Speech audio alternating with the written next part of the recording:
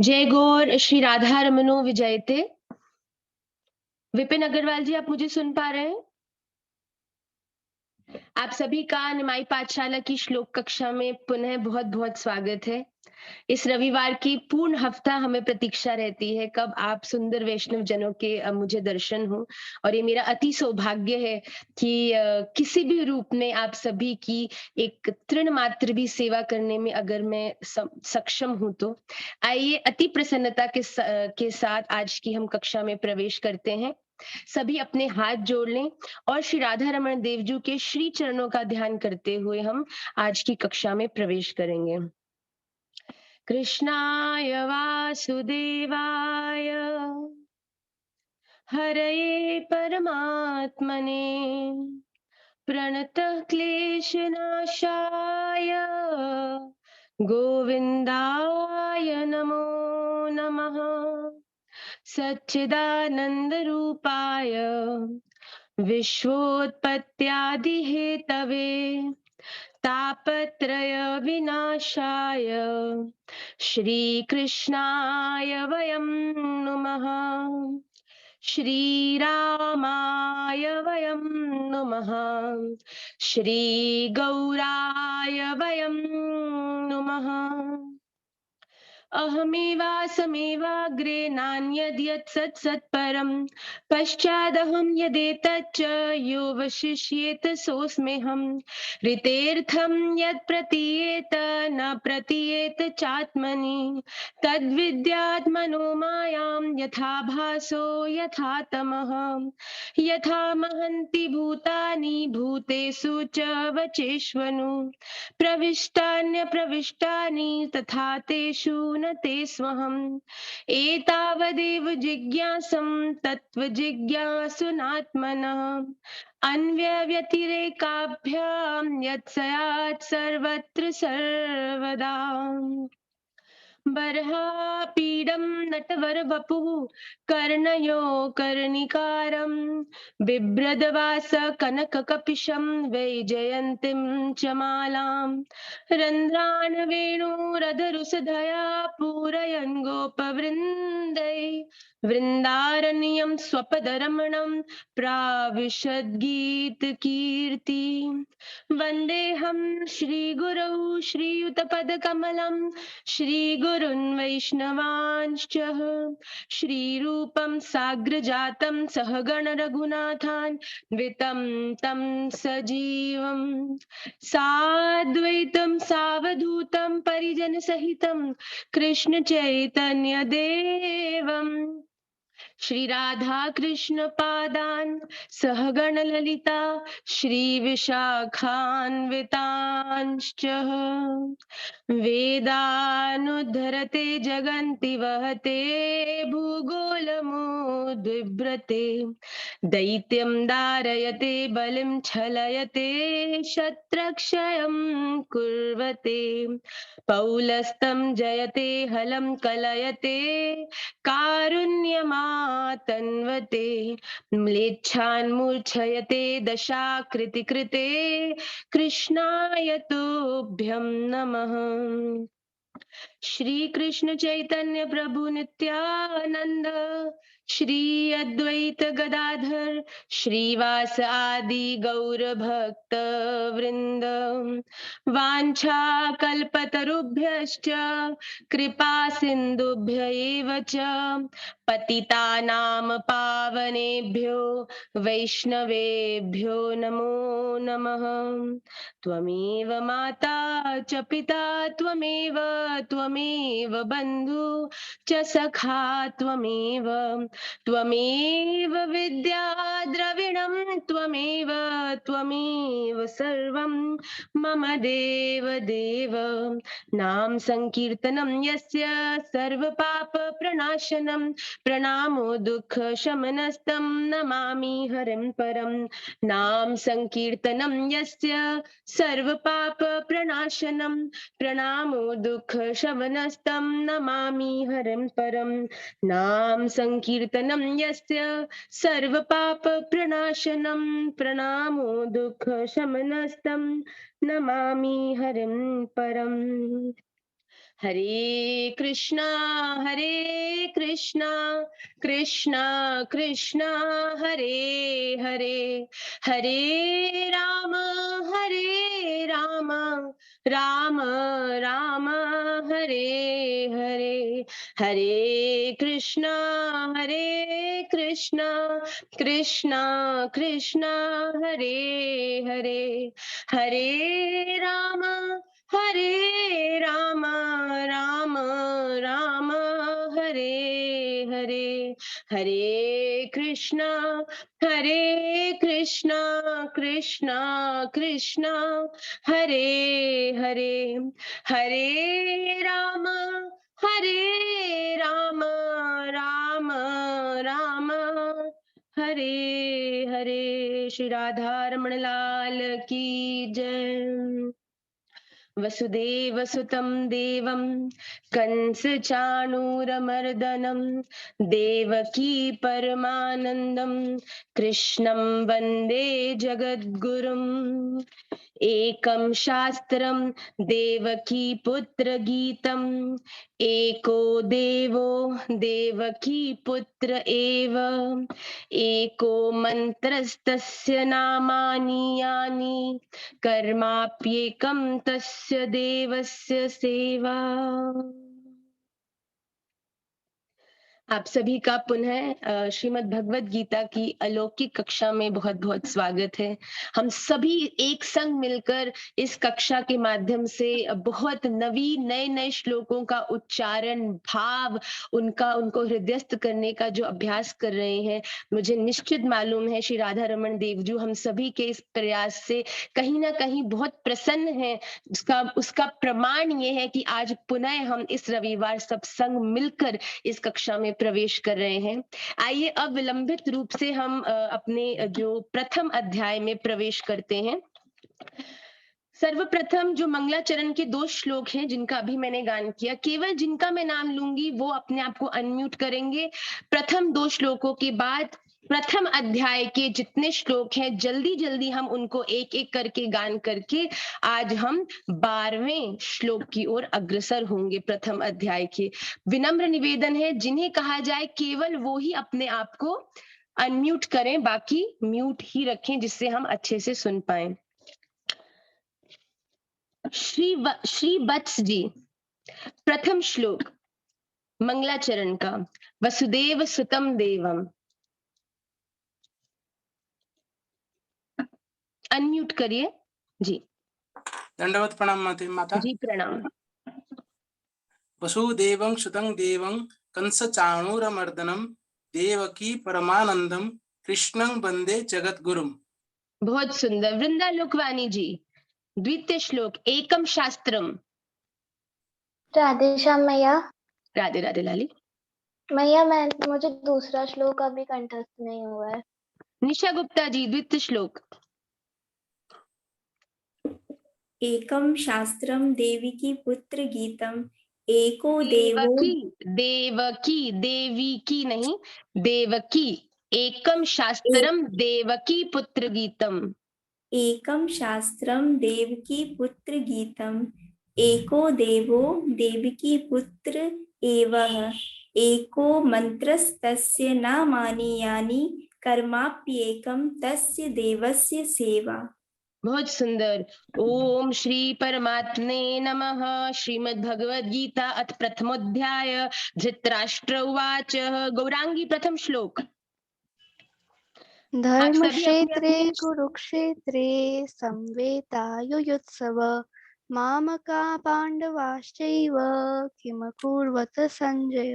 अद्भुत। इंदिरा मावदिया जी, द्वितीय श्लोक। संजय उवाच। आप अनम्यूट करेंगे।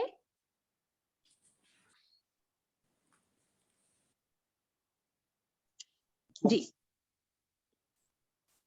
संजय उवाच दृष्ट्वा तु पाण्डवानीकं युधं दुर्योधनस्तदा आचार्योपसंगम्य राजा वचनमब्रवीत्। बहुत सुंदर। राजा वचनम अब्रवीत। बहुत सुंदर। विपिन अग्रवाल जी, आप म्यूट कर लीजिए उसके बाद। विपिन अग्रवाल जी।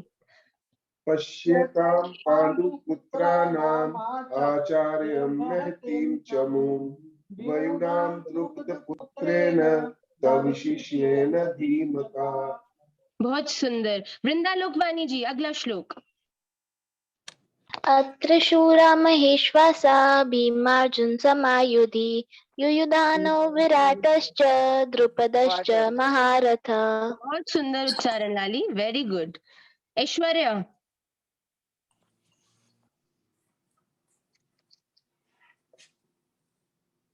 दृष्टकेतुश्कितानः काशीराजस्य दोबारा लाली, धृष्ट केतुश्चिकितान। धीरे धीरे पढ़ो, कोई जल्दी नहीं है, आराम आराम से, धैर्य से। कोई ट्रेन नहीं पकड़नी, हमको धीरे, उच्चारण शुद्ध होना चाहिए। दृष्टकेतुश्कितानः काशीराजस्य धृष्टकेतुश्चेकितानः काशीराजस्य वीरवान् पुरजितकुन्तिभोजस्य शैब्यश्च नरपुङ्गवः। सुंदर। इंदिरा जी, आप अपने आप को म्यूट करें प्लीज।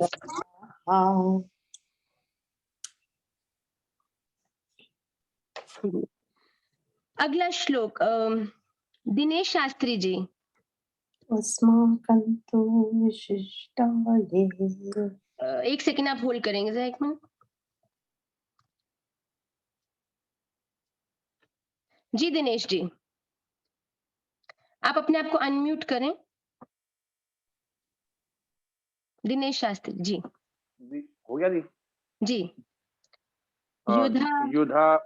युधा मन्योस्त विक्रांता उत्तमोजाश्च वीर्यवान् सौभद्रो द्रौपदेयास्ता सर्व एव महारथाः। अद्भुत अद्भुत। अंजलि सहिता जी। अस्माकं तु विशिष्टा ये तन्निबोध द्विजोत्तम नायका मम तान्निबोध। अस्माकं तु विशिष्टा ये तन्निबोध द्विजोत्तम नायका मम सैन्यस्य संज्ञार्थं ताम्रवीमि ते। अस्माकं तु विशिष्टा ये तान्निबोध द्विजोत्तम नायका मम सैन्यस्य संज्ञार्थं तान् ब्रवीमि। मेघा तन्वर जी। भवान् भीष्मश्च कर्णश्च कृपश्च समितिञ्जयः अश्वत्थामा विकर्णश्च सौमदत्तिस्तथैव च। बहुत सुंदर। साक्षी मुत्रेजा जी। अन्ये च बहवः शूरा मदर्थे त्यक्तजीविता नानाशस्त्रप्रहरणा सर्वे युद्धविशारदा। बहुत सुंदर। अंजलि पांडा जी।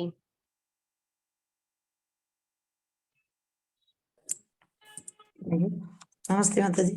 जी राधे राधे। अपर्याप्तं तदस्माकं बलं भीष्माभिरक्षितं पर्याप्तं दितमेतेषां बलं भीमाभिरक्षितम्। बहुत सुंदर। वैष्णवी।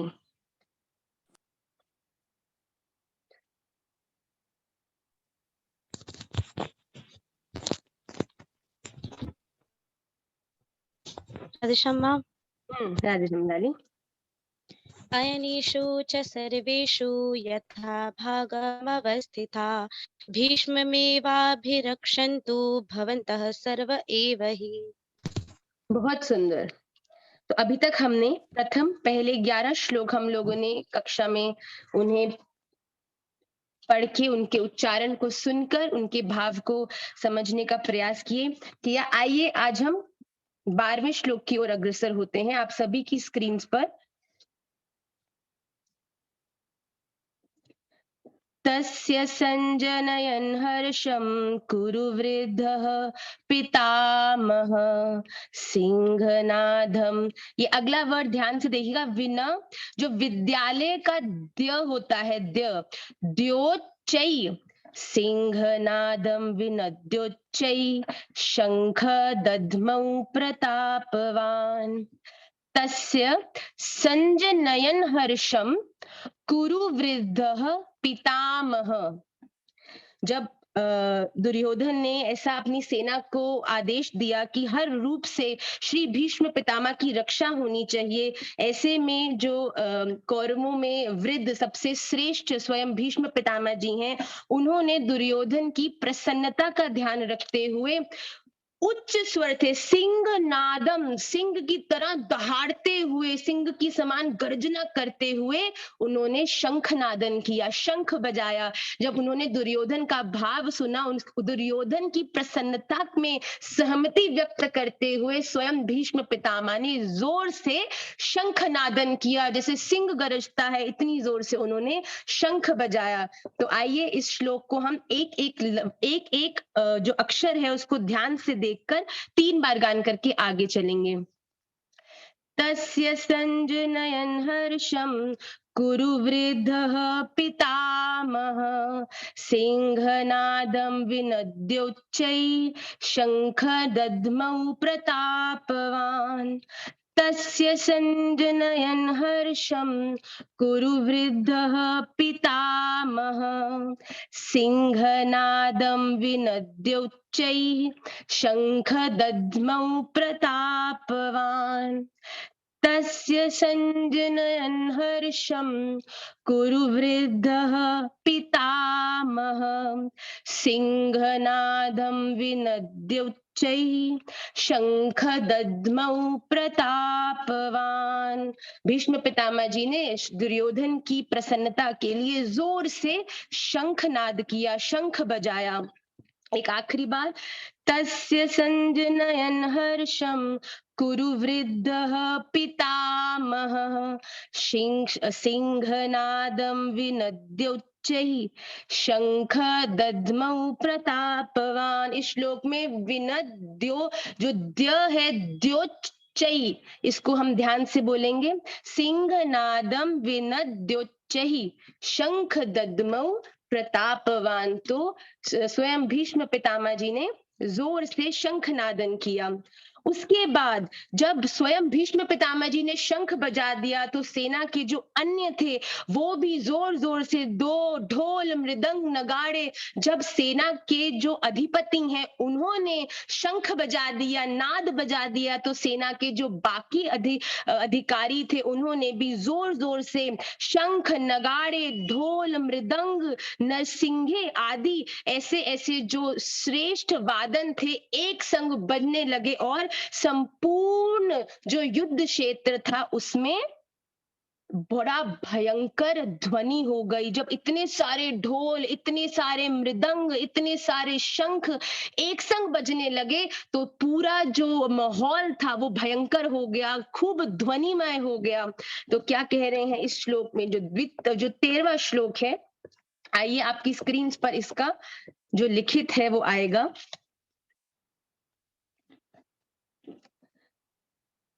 ततः शंखाश्च भैर्यश्च पर्णवान कगो मुखाः सहसैवा, अब ये अगला वर्ड देखिए, सहसैवा भ्य हन्यन्तः, सहसैवा भ्य हन्यन्तः स शब्दस्तु मूलो भवत।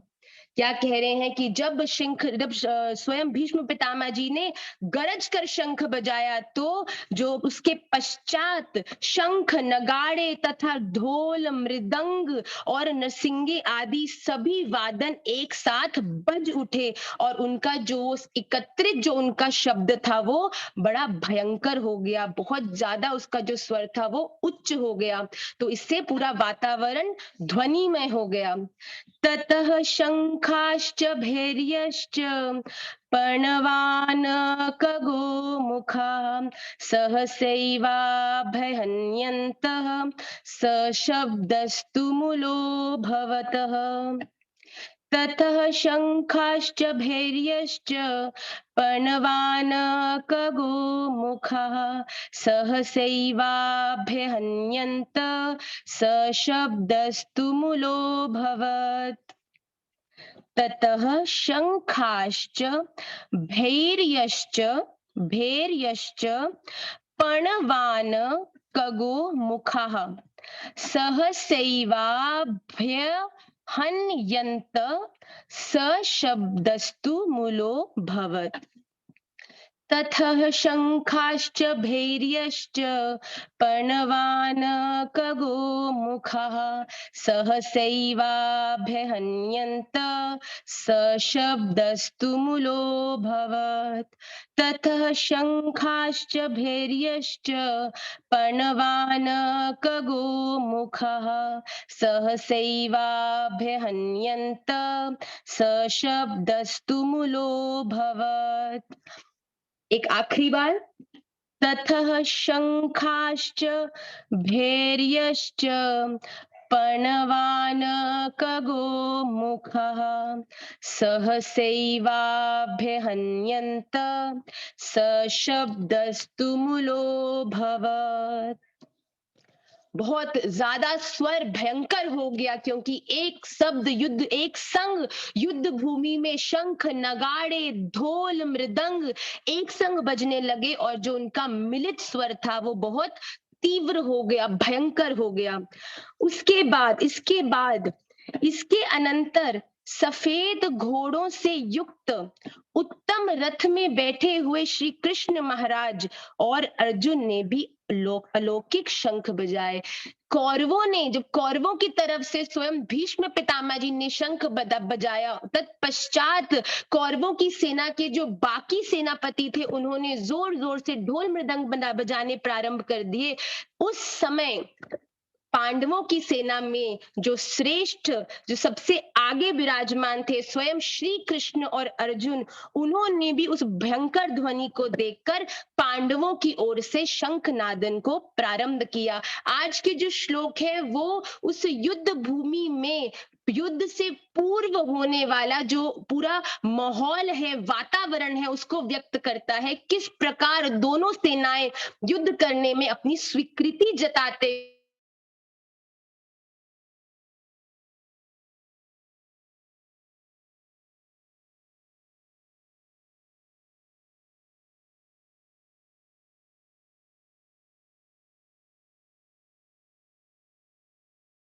शब्द आपको उच्चारण में थोड़ी कठिन लगेंगे, पर अगर आप उसका अभ्यास करेंगे तो वो आपकी लय में आ जाएंगे।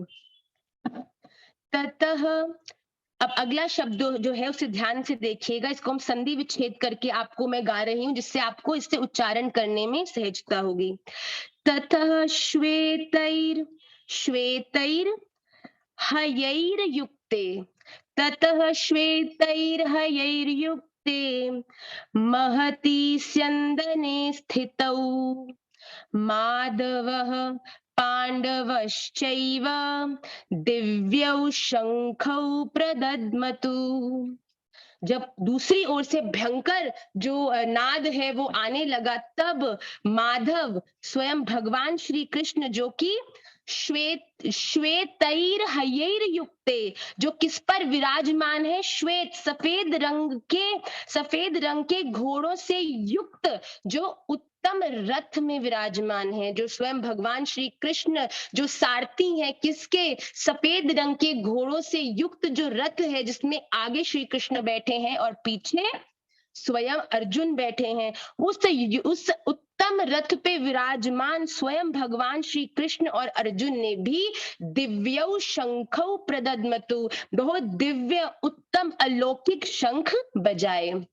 तो आइए इसको हम उच्चारण में लेंगे।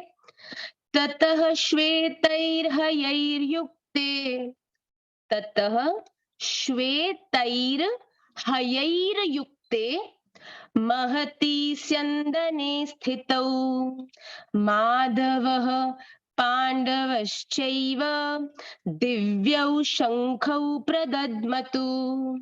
ततः श्वेतैर्हयैर्युक्ते महती स्यन्दने स्थितौ माधवः पांडवश्चैव दिव्यौ शंखौ प्रदद्मतु।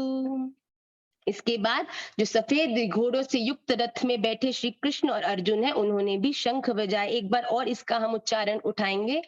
ततः श्वेतैर्हयैर्युक्ते महति स्यन्दने स्थितौ माधवः पाण्डवश्चैव दिव्यौ शङ्खौ प्रदद्मतु। ततः श्वेतैर्हयैर्युक्ते महति स्यन्दने स्थितौ माधवः पाण्डवश्चैव दिव्यौ शङ्खौ प्रदद्मतु। पहले भीष्म पितामह जी ने शंख बजाया, फिर कौरवों की पूर्ण सेना ने ढोल नगाड़े मृदंग बजाए, तत्पश्चात पांडवों की तरफ से स्वयं श्री कृष्ण और अर्जुन ने भी अलौकिक शंख का नादन किया, शंख बजाया। कौन से शंख स्वयं श्री कृष्ण ने, अर्जुन ने, भीम ने बजाए, उनके नाम अगले श्लोक में हमको बताए गए हैं। आप ध्यान से इसको देखिए।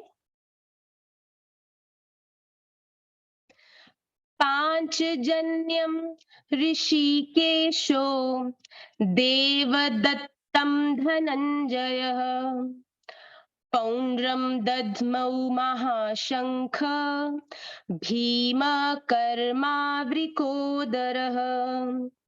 जो स्वयं श्री कृष्ण है, उन्होंने पांचजन्य नाम का शंख बजाया। जो अर्जुन हैं, उन्होंने देवदत्त नाम का, धनंजय ने कौन सा बजाया? धनंजय स्वयं अर्जुन का नाम है। धनंजय ने कौन सा शंख बजाया? देवदत्त नाम का जो शंख है उन्होंने बजाया। और जो अति श्रेष्ठ, सामर्थवान, बलशाली, बहुत उत्तम कर्म वाले जो भीम हैं, उन्होंने पौंड्र नाम का महाशंख बजाया। तो इन्होंने इस श्लोक में बताया है कि स्वयं भगवान ने पांचजन्य नामक, स्वयं अर्जुन ने देवदत्त नामक और श्री भीम ने पौंड्र नामक महाशंख बजाए। जब कौरवों की ओर से, उधर से जब शंखों का नादन आया, तो इस ओर से स्वयं भगवान पांचजन्य, अर्जुन देवदत्त और भीम पौंड्र नाम के महाशंखों को बजाकर नादन प्रारंभ किए। तो आइए कौन से शंख हैं, इनको हम ध्यान से पढ़ते हैं। पांचजन्यम ऋषिकेशो देवदत्तं धनंजयः पौंड्रम दद्मौ महाशंख भीमकर्मावृकोदरः। पांचजन्यम ऋषिकेशो देवदत्तं धनंजयः पौंड्रम दद्मौ महाशंख भीमकर्मावृकोदरः। एक आखिरी बार। देवदत्तं धनंजयः पौंड्रम दद्मौ महाशंख भीमकर्मावृकोदरः। स्वयं भगवान ने पांचजन्य, धनंजय ने देवदत्त और स्वयं भीम ने पौंड्र नाम का जो है महाशंख बजाया। तो इसके पश्चात जो कुंती पुत्र राजा युधिष्ठिर हैं, उन्होंने अनंत विजय नाम का शंख, और नकुल और सहदेव ने सुघोष और मणि पुष्पक नाम के महाशंख बजाए। तो अभी जो है युद्ध की तैयारी चल रही है। जब युद्ध प्रारंभ होता है तो दोनों तरफ के जो सेनापति हैं वो अपनी अपनी स्वीकृति देते हैं शंख के माध्यम से कि हम पूर्ण रूप से तैयार हैं। तो वही नादन इस समय दोनों तरफ से बज रहा है। इस तरफ उस तरफ कौरवों की ओर से स्वयं भीष्म पितामह संपूर्ण सेना नाद बजा रही हैं, और दूसरी तरफ से स्वयं भगवान कृष्ण, अर्जुन, भीम, युधिष्ठिर, नकुल, सहदेव, जो पांचों पांडव हैं, वो अलौकिक शंखों को बजा रहे हैं, उनका नादन कर रहे हैं। आइए जो स्वयं जो युधिष्ठिर हैं और नकुल सहदेव हैं, वो जिस शंख को बजा रहे हैं उनका हम नाम करें।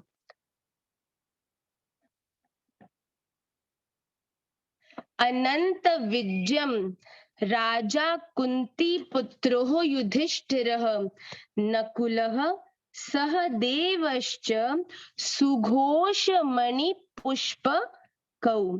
इसको ध्यान से सुनिएगा।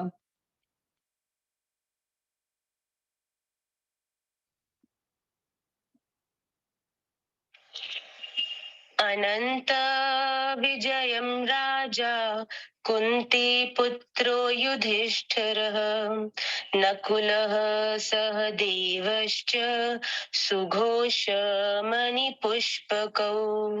जो कुंती पुत्र युधिष्ठिर हैं वो अनंत विजय नाम का शंख, नकुल सहदेव जो हैं वो सुघोष और मणि पुष्पक नाम के शंखों का नादन कर रहे हैं।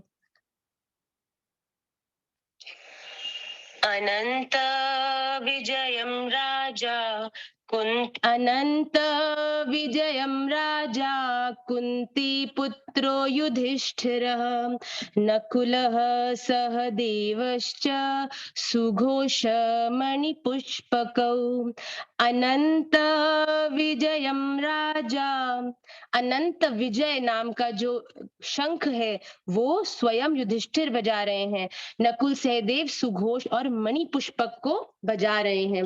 अनंत विजयं राजा कुंती पुत्रो युधिष्ठिरः नकुलः सहदेवश्च सुघोष मणि पुष्पकौ। अनंत विजयं राजा कुंती पुत्रो युधिष्ठिरः नकुलः सहदेवश्च सुघोष मणि पुष्पकौ। इस प्रकार से दोनों कौरव और पांडव दोनों सेनाएं अपनी अपनी स्वीकृति, अपना अपना उत्साह व्यक्त करते हुए जो है युद्ध की को स्वीकृति दे रही हैं। बहुत उत्तम ये जो अगले 5 श्लोक हैं वो हम लोगों ने आज करे। जल्दी से उनका एक बार सबका एक संग रिविजन करके हम 15वें अध्याय की ओर अग्रसर होंगे। 12वें श्लोक से हम उठाएंगे। आप सभी अपनी अपनी श्रीमद् भगवद गीता में देखें। तस्य संजनयन् हर्षं कुरु वृद्धः पितामहः सिंहनादं विनद्योच्चैः शंखं दद्मौ प्रतापवान् ततः शंखाश्च भैर्यश्च पर्णवानकगोमुखाः सहसैवाभयन्यन्त सशब्दस्तु मूलोऽभवत् ततः श्वेतैर्हयैर्युक्ते महती स्यन्दने स्थितौ माधवः पाण्डवश्चैव दिव्यौ शङ्खौ प्रदद्मतु पाञ्चजन्यं ऋषिकेशो देवदत्तं धनञ्जयः पौण्ड्रं दद्मौ महाशङ्खं भीमकर्मावृकोदरः अनन्तः विजयं राजा कुन्ती पुत्रो युधिष्ठिरः नकुलः सहदेवश्च सुघोष मणिपुष्पकौ। श्री राधा रमण लाल की जय। आइए 15वें अध्याय की ओर अग्रसर होते हैं। मुझे आशा है कि आप सभी ने जो 15वां अध्याय है उसका जो प्रथम 2 श्लोक है उन्हें हृदयस्थ किया है। जिनका नाम लिया जाएगा केवल वो ही अनम्यूट करें, ऐसी मेरी प्रार्थना है। अथ पंचदशोऽध्याय श्री भगवान उवाच। गीता अग्रवाल जी आप प्रथम श्लोक में वसुदेव सुतम देवम से उठाएंगे, तत्पश्चात हम 15वें अध्याय में प्रवेश करेंगे। अनम्यूट करें आप।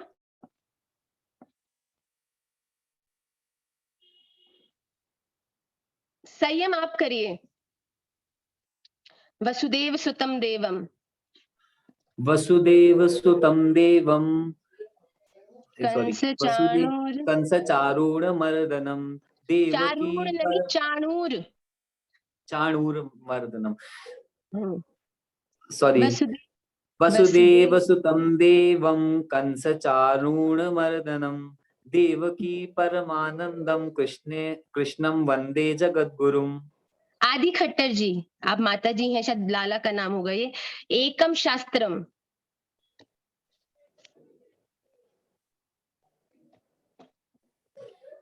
आप अपने आप को अनम्यूट करें।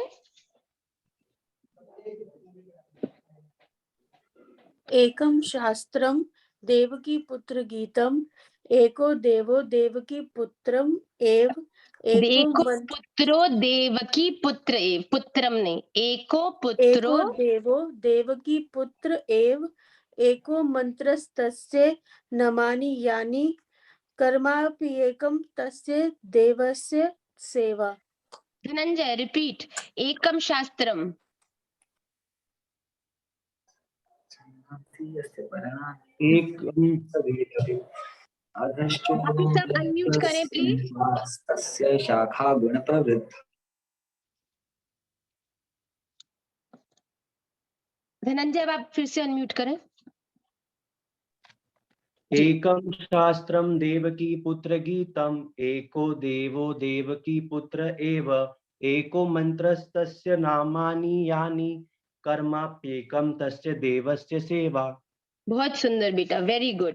प्रथम श्लोक भक्ति श्यामल जी। श्री भगवान उवाच ऊर्ध्वमूलमधशाखम् अश्वत्थं प्राहुरव्ययम् छन्दांसि यस्य पर्णानि यस्तं वेद स वेदवित्। बहुत सुंदर। अक्षय गुप्ता प्रथम श्लोक ऊर्ध्वमूल। ऊर्ध्वमूलमधशाखम् अश्वत्थं प्राहुरव्ययम् छन्दांसि यस्य पर्णानि यस्तं वेद स वेदवित्। बहुत सुंदर। रति जी द्वितीय श्लोक अधश। अधर्षोर्ध्वं प्रसितास्य तस्य शाखा गुण प्रविद्या विषय प्रवाला अधश्च मूलान्यनुसन्ततानि कर्मानुबन्धीनि मनुष्यलोके। डॉक्टर सुनीता पंजवानी जी, आप पुनः इसे रिपीट करें प्लीज। अधश। आप प्लीज अनम्यूट करें मैया, अनम्यूट करके। अधश्चोर्ध्वं प्रसुतास्तस्य शाखा गुण प्रवृद्धा विषय प्रवालाः अधश्च मूलान्यनुसन्ततानि कर्मानुबन्धीनि मनुष्यलोके। बहुत सुंदर, बहुत सुंदर। मुझे काफी प्रसन्नता है कि आप सबने इस बार जो श्लोक है उन्हें याद करने का पूर्ण प्रयास किया है। आइए अब हम तृतीय श्लोक की ओर अग्रसर होंगे। एक बार शुरू से उठाते हैं। श्री भगवान उवाच ऊर्ध्वमूलमधशाखम् अश्वत्थं प्राहुरव्ययम् छन्दांसि यस्य पर्णानि यस्तं वेद स वेदवित् अधश्चोर्ध्वं प्रसृतास्तस्य शाखा गुण प्रवृद्धा विषय प्रवाला अधश्च मूलान्यनुसन्ततानि कर्मानुबन्धीनि मनुष्यलोके। आइए तृतीय श्लोक को अब हम उठाएंगे।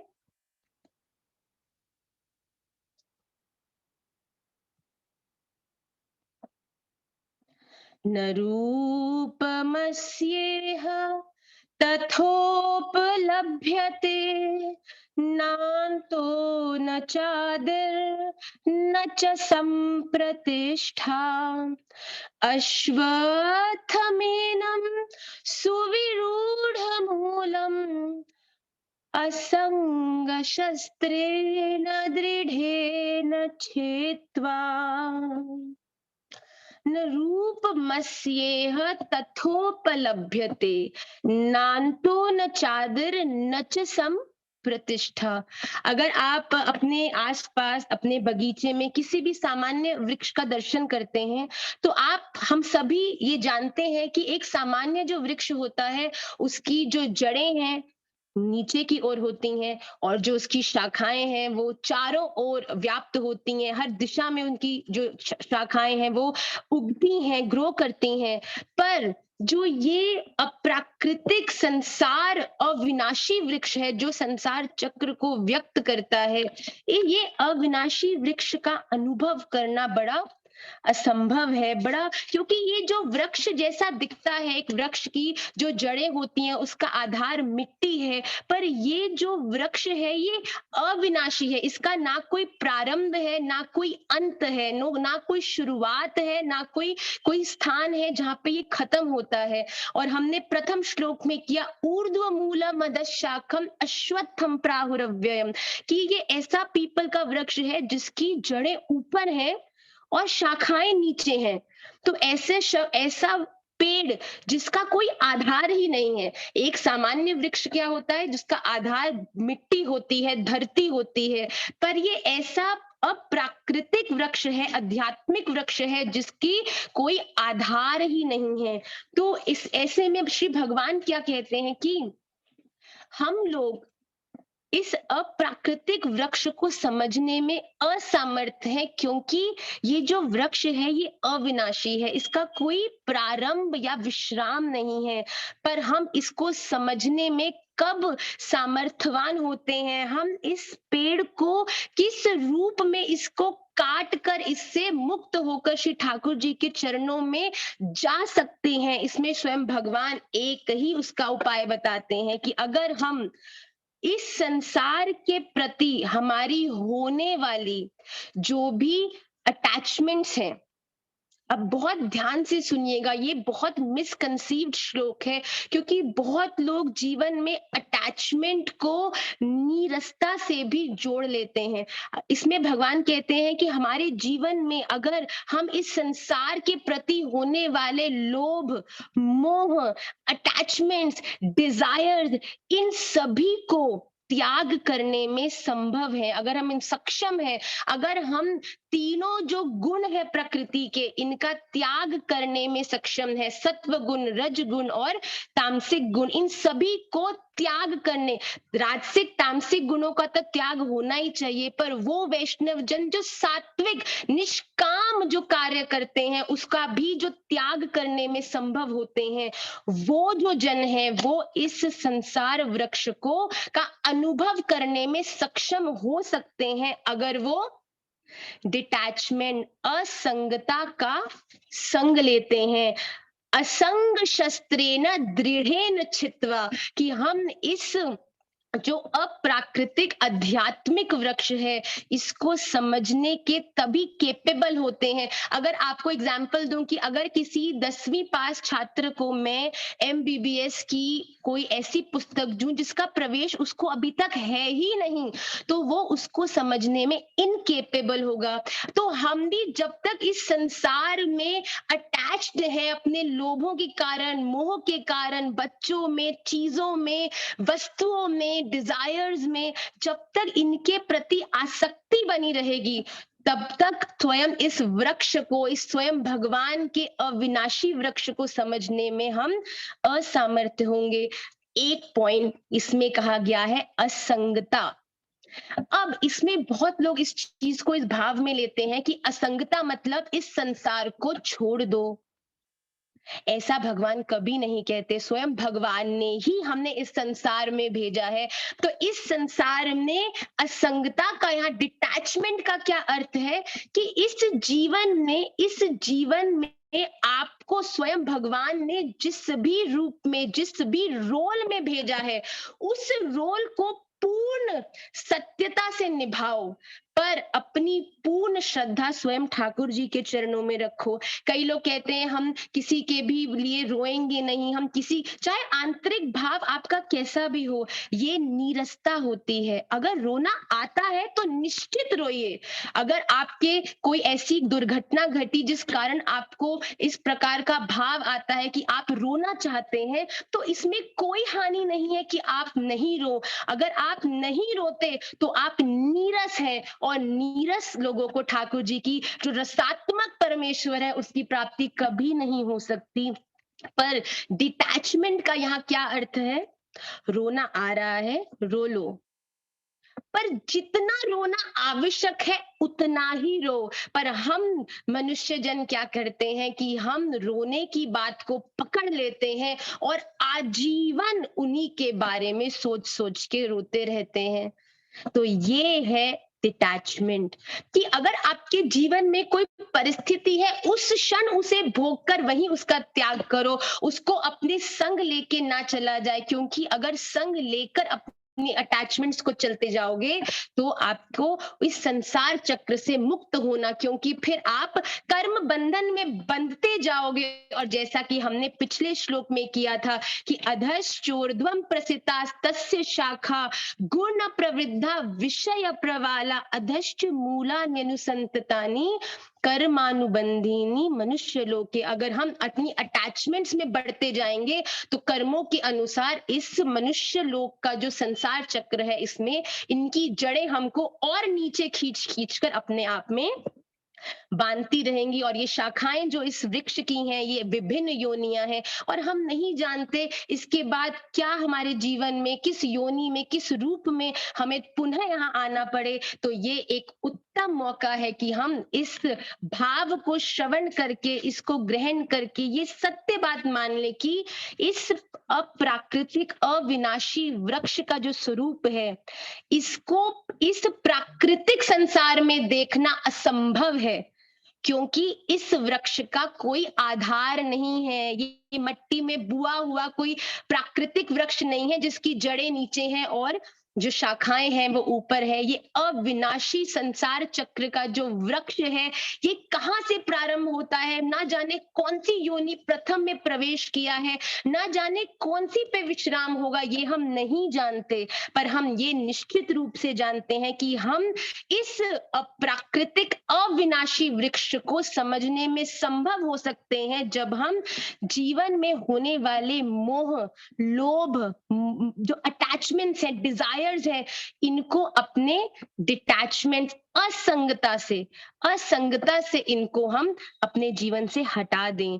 डिटैचमेंट का अर्थ नीरसता नहीं है। मैं बार बार ये कहती हूँ, एक वैष्णव उतना ही सामान्य जीवन जीता है जितना हर व्यक्ति जीता है, पर वो हृदय से उनसे अटैच नहीं होता, वो उनमें फंस। अगर कोई आपके घर में बल्ब है, आप बड़े प्रेम से उसको लाए हो, वो बल्ब गलती से बच्चे से टूट गया तो आप उसका शोक मत मनाओ। बुरा लगा 2 मिनट ठीक है, पर अच्छा है कि वो टूट गया, वरना कभी ना कभी सदैव आपकी आसक्ति उस बल्ब में बनी रहती। इस प्रकार से अपने जीवन से जो अटैचमेंट्स है, आप ये नहीं है कि नीरस हो जाओ, घर में कुछ नहीं लाना, कोई हंसना नहीं, कुछ नहीं करना, केवल माला पकड़ के मुंह बिल्कुल सामान्य करके हरे कृष्ण, ऐसे तो ठाकुर जी भी दूर होके भगते हैं कि अरे भैया ये तो बहुत नीरस है। जीवन में रस हो, प्रसन्नता हो, सेवा हो, हर चीज करो, पर मूल में स्वयं ठाकुर जी का स्मरण रखो। यही एक वैष्णव का परम शस्त्र है। असंगता है, आसपास के लोगों से असंगता हो, पर हृदय से श्री राधा रमन देवजू से संगता हो। इसी प्रकार आप इस अप्राकृतिक जो वृक्ष है इसको समझने में संभव होंगे और इसको काटा जा सकता है। इससे मुक्त होकर आप श्री राधा रमन देवजू की परम सेवा में प्रवेश कर सकते हैं। ऐसा स्वयं भगवान कह रहे हैं कि इस अविनाशी वृक्ष को समझना, देखना हम सबकी सामर्थ्य नहीं, पर अगर जीवन में असंगता होती है, जीवन में डिटैचमेंट्स होते हैं, जीवन में कोई परिस्थिति है उसका उपभोग करके तुरंत उसका त्याग कर दिया गया है, उसे हृदय में लेकर सालों तक नहीं डोले हैं, क्योंकि हृदय में लेके डोलेंगे तो कर्मों में बंद कर, क्योंकि जो भाव हृदय में है उसके अनुकूल आप अपना रिएक्शन भी देंगे, जिससे कर्म बनेंगे और कर्म के कारण कर्म बंधन में आप फंस कर फिर से इस संसार चक्र की जड़ों में कैद होते जाएंगे।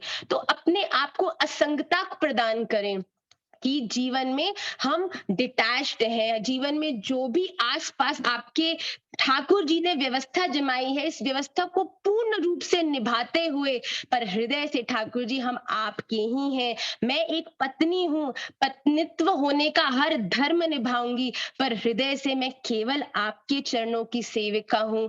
मैं एक माता हूँ, एक माता होने का पूर्ण धर्म निभाऊंगी। अगर आप एक माता हैं और इसको डिटैचमेंट समझ के आप अपने बच्चों पे ध्यान नहीं देते, गृहस्थ पे ध्यान नहीं देते, तो इस भाव को भी श्री ठाकुर जी प्रसन्नता से स्वीकार नहीं करते हैं। आप ऊपर से आपको दिए हुए हर भाव को करें, पर हृदय से आप केवल श्री राधा रमण देवजू के होके रहें। गोपियों का यही तो भाव था। क्या गोपी कुछ सब कुछ छोड़ छाड़ के अपने सब पति वगैरह छोड़ के क्या ठाकुर जी के पास चली गई? क्या वो एक गोपी दूध काट रही है, एक सास को खिला रही है, एक गैया काट रही है, एक गोपी अपना श्रृंगार कर रही है, एक गोपी बच्चे सुला रही है, और हर गोपी अपना कार्य करती हुई स्वयं ठाकुर जी को याद करती है। और तब आती है ठाकुर जी की वंशी उस गोपी को बुलाने जो ऊपर से तो संग में है पर हृदय से असंगता को प्राप्त है, जो ऊपर से माता है, ऊपर से बेटी है, ऊपर से हर एक रिश्ते को निभाती है, पर हृदय से केवल और केवल उस प्रतीक्षा में है कि कब श्री राधा रमण देवजू की वो वंशी बजेगी और वो वंशी उसे बुलाकर श्री ठाकुर जी के पास ले जाएगी। तो हम इस बात का ध्यान रखते हुए कि हम जीवन में हर परिस्थिति को निभाएं, पर उससे अटैच नहीं हो जाएं। जैसे कि एक चींटी और भौरा, चींटी शक्कर को चिपकती है तो चिपकी ही रहती है और वो शक्कर उसको कभी नहीं छोड़ पाती, पर एक भौरा कमल के पास आता है, उसका रस लेता है और उड़ जाता है और फिर नए कमल पर बैठता है और फिर उसका रस लेता है। तो हमें भी उस भौरे की तरह होना है, चींटी की तरह एक विषय को पकड़कर बैठ नहीं जाना, उससे चिपक नहीं जाना, बल्कि उस भौरे की तरह होना है जो जीवन की हर परिस्थिति में उड़ना जानता है, आगे बढ़ना जानता है, भूलना जानता है। तो आप सब भी इस भाव का ध्यान रखते हुए जीवन में असंगता को प्राप्त करें, ऐसा ये श्लोक जो है ये बहुत सुंदर रूप से बताता है। आइए इसको हम 2-3 बार इसका गान करके मॉरल स्टोरी की ओर अग्रसर होते हैं। न रूपमस्येह तथोपलभ्यते नान्तो न चादिर्न च सम्प्रतिष्ठा अश्वत्थमेनं सुविरूढमूलम् असंग शस्त्रेण दृढ़ेन छेत्वा। केवल असंगता का ही शस्त्र है जो इस पेड़ को काटने में हमारी मदद कर सकता है, हमें इस पेड़ को समझने का वो भाव, वो दृष्टि दे सकता है अगर वो असंगता हमें प्राप्त हो। न रूपमस्येह तथोपलभ्यते नान्तो न चादिर्न च सम्प्रतिष्ठा अश्वत्थमेनं सुविरूढमूलम् असंगशस्त्रेण दृढ़ेन छित्त्वा। एक आखिरी बार, न रूपमस्येह तथोपलभ्यते नान्तो न चादिर्न च सम्प्रतिष्ठा अश्वत्थमेनं सुविरूढमूलम् असंगशस्त्रेण दृढ़ेन छेत्त्वा। कि हम जीवन में आने वाले हर लोभ मोह का त्याग करके जीवन में प्राप्त होने वाले तीनों गुणों के अनुकूल जो भी हमारे जीवन में फल आता है उनका भी त्याग करके अगर हम केवल और केवल श्री राधा रमण देवजू को हृदय में रखेंगे तो हम इस अप्राकृतिक वृक्ष को समझने में, इसको काटने में सक्षम हो सकते हैं। ऐसा श्री भगवान कहते हैं अर्जुन से। बहुत सुंदर इसका भाव है।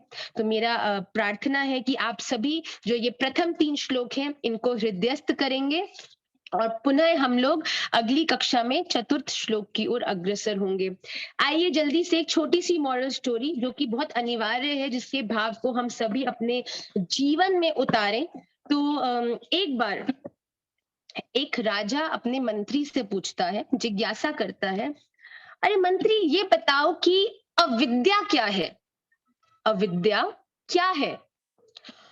तो मंत्री बोला, अच्छा महाराज, मेरे को आप जरा 3-4 दिन दीजिए, मैं आपको सोच समझ के इसका एक श्रेष्ठ उत्तर दूंगा कि अविद्या क्या है।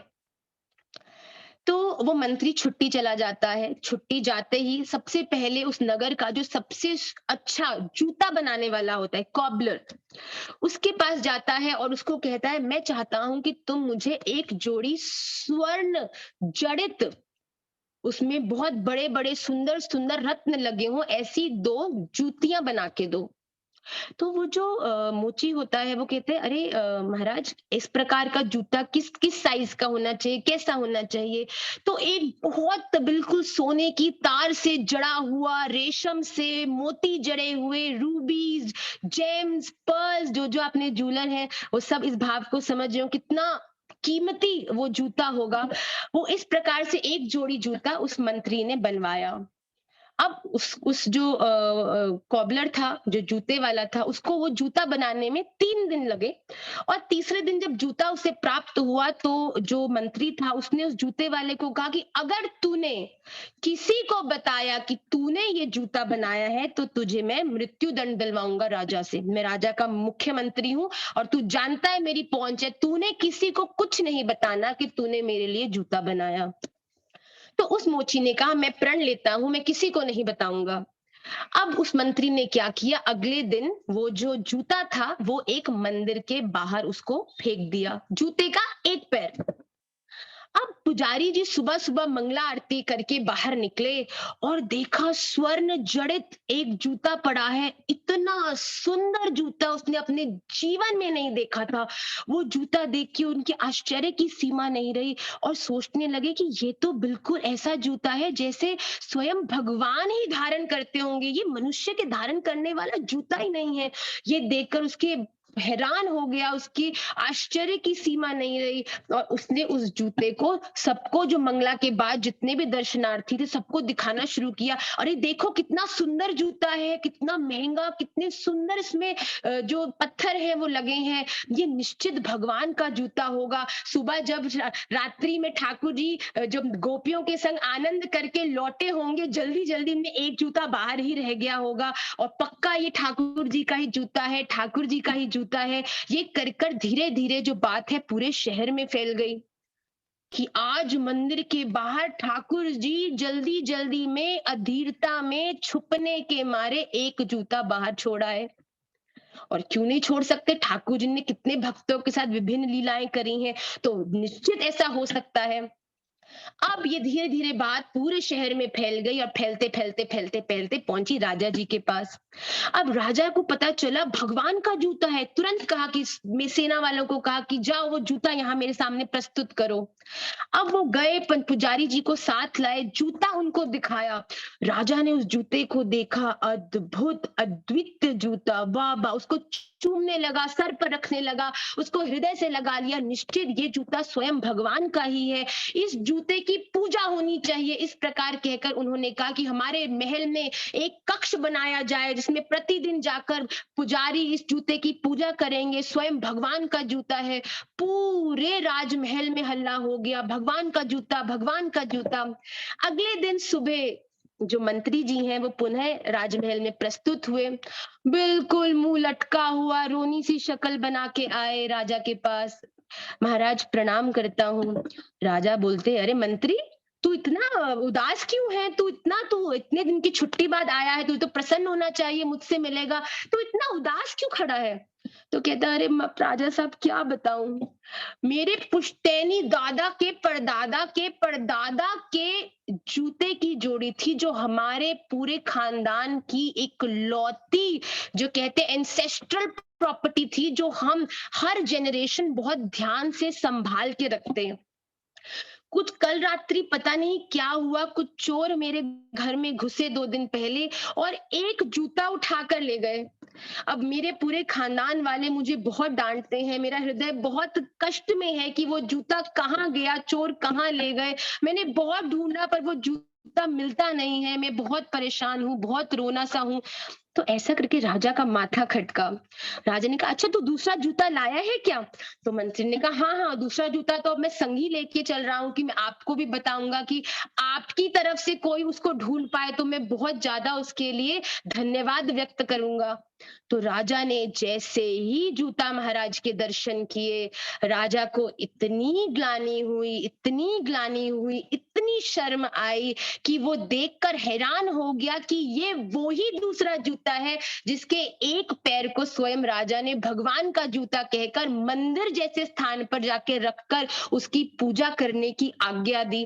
तुरंत बोला क्रोध में, अरे जाओ जाके दूसरा जूता लेकर आओ, मेरे मंदिर के कक्ष से उसको बाहर निकालो, वो तो एक सामान्य जूता है। इस प्रकार करके क्रोध करने लगा और उसी क्षण जो मंत्री था वो हंसने लगा और कहने लगा, महाराज इसे ही अविद्या कहते हैं। जब जिसको वो जूता मिला वो उस जूते के बारे में कुछ नहीं जानता था, जिसको वो जूता मिला और जिसको उसने उस जूते के बारे में बताया वो भी उस जूते के बारे में कुछ नहीं जानता था।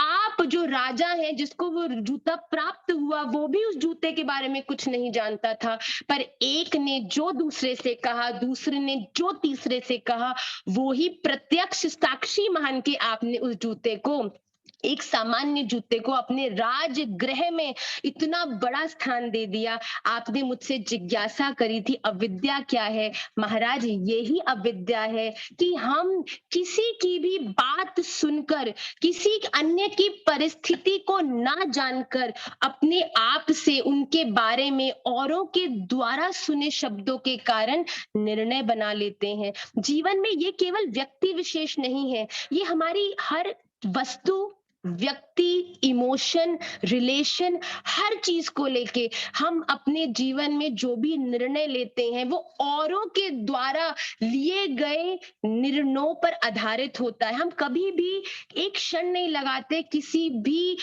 विचित्र वस्तु को देखकर उसको क्रिटिसाइज करने में, पर हम कभी ये नहीं सोचते that there is a story to every person. अगर कोई इंसान आपको उल्टी ट्रेन में जाते हुए पेड़ों को आगे की तरफ जाते हुए देखकर पिताजी से ये कहता है कि अरे पिताजी देखो देखो ये पेड़ उल्टी ओर दौड़ रहे हैं, और पिता उसको देखकर खुश होता है, पर जब सामने बैठा सामान्य व्यक्ति कहते हैं अरे तुम मूर्ख हो, तुम्हें दिख नहीं रहा कि ट्रेन आगे चल रही है, पेड़ थोड़े ना पीछे भाग रहे हैं, तुम अपने पुत्र को जितना बड़ा है उसको गलत विद्या क्यों देते हो? तो वो क्षमा मांगता है, अरे आप नहीं जानते, बचपन से लेके अभी तक ये अंधा था, ऑपरेशन करा के अभी अभी लौटा है, तो आज पहली बार वृक्षों का दर्शन कर रहा है, इसीलिए वो ये नहीं जानता कि ट्रेन आगे बढ़ रही है, वृक्ष नहीं। तो आपको नहीं पता है कि सामने खड़ा व्यक्ति किस परिस्थिति में है, वो आज जिस तरह का आचरण लिए है उसके पीछे का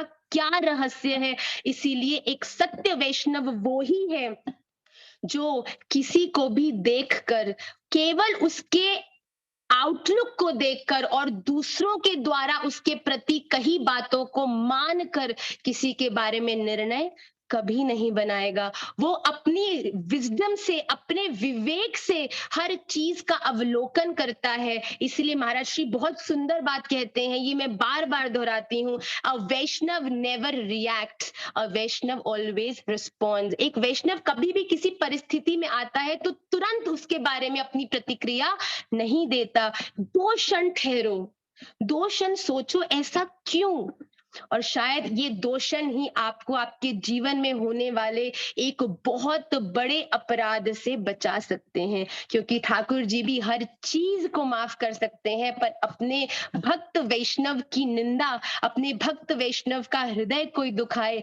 इसको कभी भी स्वीकार नहीं करते। इसीलिए कभी भी किसी के भी प्रति कोई भी निर्णय बनाने से पहले एक क्षण उनके उस तरह के होने का कारण जानने की चेष्टा जरूर करिएगा। और अगर आपको लगता है आपकी सामर्थ्य नहीं है किसी के बारे में ये जानने की ऐसा क्यों है, तो उसे स्वयं राधा रमण देवजू पर छोड़ दें। कुछ भी अपशब्द बोलने के लिए या कोई भी अपने हृदय में कुछ गलत निर्णय बनाने से अपने अपराध को ना बनाए, और अपने जीवन में अपने डिसीजन को अपनी विजडम से, मैं बार बार ये कहती हूँ, किसी और के द्वारा कहे गए शब्दों को अपनाकर अगर आप किसी का अहित करते हैं तो वो उसके कर्मों के जो बैखाता है उसमें नहीं, आपके कर्मों के बैखाते में लिखा जाता है, क्योंकि आपके कर्मों का जो मूल्य है वो स्वयं आपको ही देना है। तब ठाकुर जी ये नहीं पूछेंगे तुमने ऐसा क्यों किया, वो कहेंगे तुमने ऐसा किया जिस कारण तुम फिर इस संसार चक्र में कुकुर, छिपकली या किसी भी योनि में पुनः प्रवेश करते हो।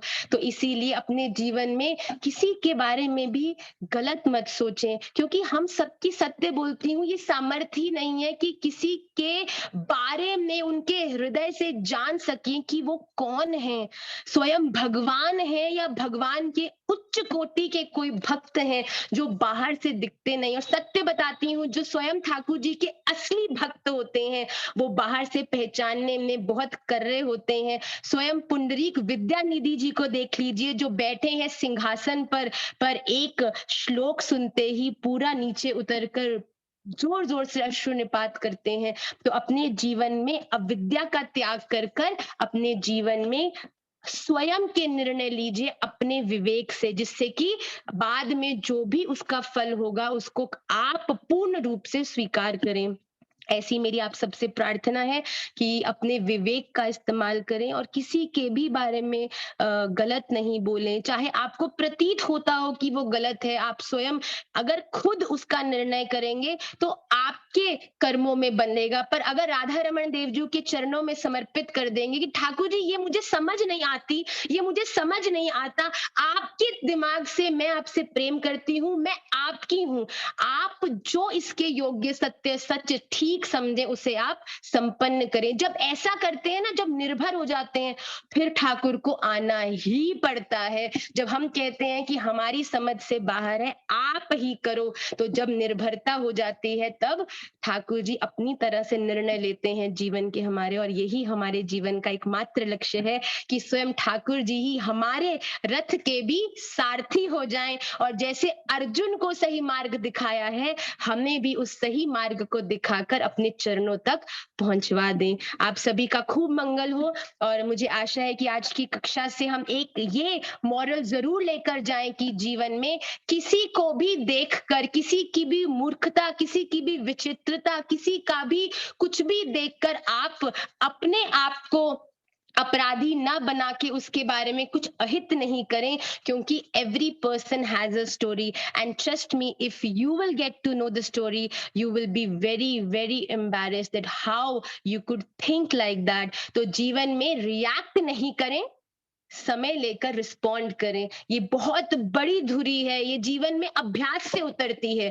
This is not a one night change, you can not change yourself completely in one night. पर जब धीरे धीरे धीरे धीरे अभ्यास करते हैं, जब स्केटिंग शुरू करते हैं तो पहले दिन तो बिल्कुल रीढ़ की हड्डी टूटती है, इतनी बार गिरते हैं, इतनी बार गिरते हैं, इतनी बार गिरते हैं कि जाने का मन नहीं होता।